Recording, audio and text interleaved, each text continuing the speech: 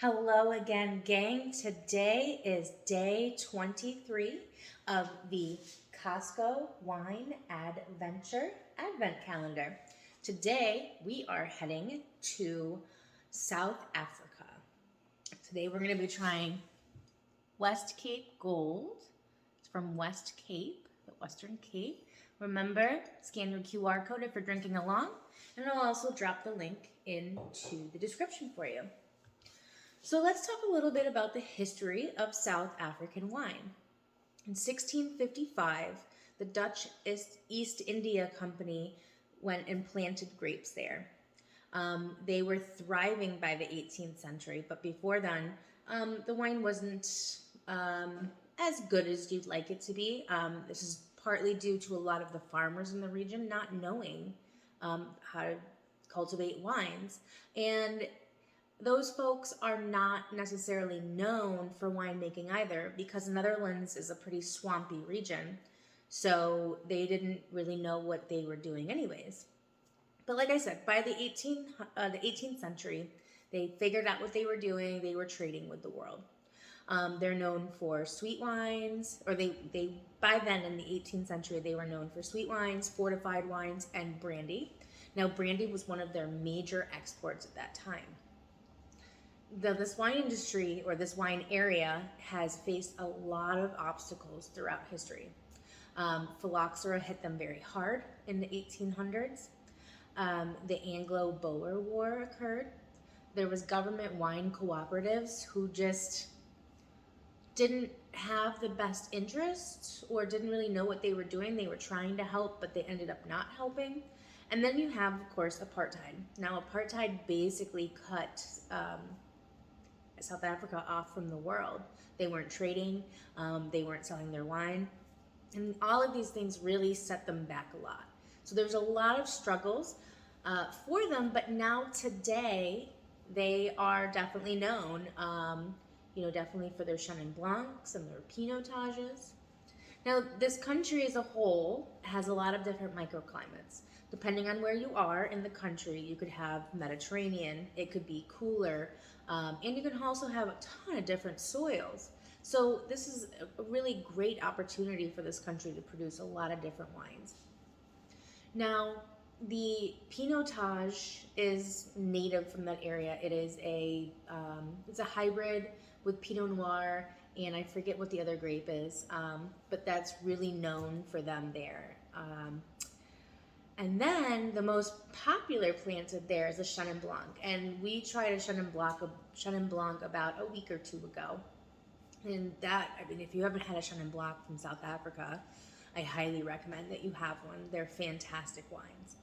Now, you can also find those famous international grapes, Cab Sauv, Sauvignon Blanc, Syrah, Merlot, Chardonnay. All of those grow there as well. Like I said, tons of microclimates, so very, very great place to grow grapes. So, without further ado, let's go ahead and jump in. Right. So, I do want to show you guys this amazing color. It's a dark, dark purplish ruby color, just very beautiful. Okay, remember, give your glass a spin. Get your wine opened up so you can get the aromas of the wine.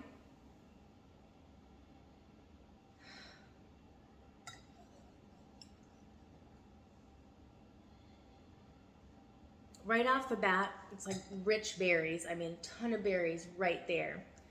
There's some other hints, but it's hard for me to pick out what they are. It's almost like a meatiness. It's a smell that it's hard for me to describe. Well, let's give it a taste. Remember to swish.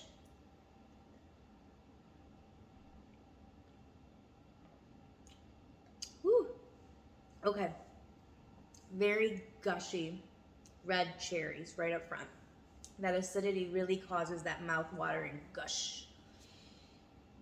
And it's got a little hint of spice. It actually like envelops right on the tip of your tongue. It's like, zoop, and it comes and goes very quickly.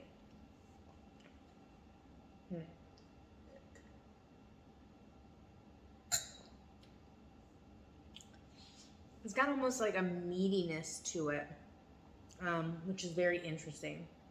Now, the description on today's webpage for day 23 actually talks about bacon fat, getting a hint of bacon fat. And you actually get that mouthfeel, like this wine really coats your mouth, and it feels like you're eating bacon or like you've eaten a piece of bacon. It's that same feeling you get in the mouth from the bacon fat. So it doesn't taste like bacon, it's just a mouthfeel.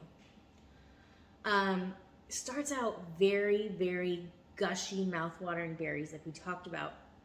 But it rounds out, and I think this is very interesting because it starts out so like pucker power in your face, and it rounds out to like a dry, leathery mouthfeel. So right on the middle of your tongue and the roof of your mouth, you get like a lot of that strip of that dry, leathery feel. Well, we still have a little bit of the mouth-watering acidity. So it's a really good, interesting, concoction. I like it. I can dig this. This is really a delicious wine. It's a 2020 vintage. So once again, still very young. I'm sure that it would grow into something bigger, badder, bolder if we laid it down for a while. But as a drinking wine right now, like a table wine, it's great. It's wonderful. I like. All right, gang, let's go ahead and let's pop out day 23. Look, we only got 2 left. And after this, it's only 1. All right. Tearing it apart here, guys. There we go. Today, we've got 2 little cute hats. Look at that.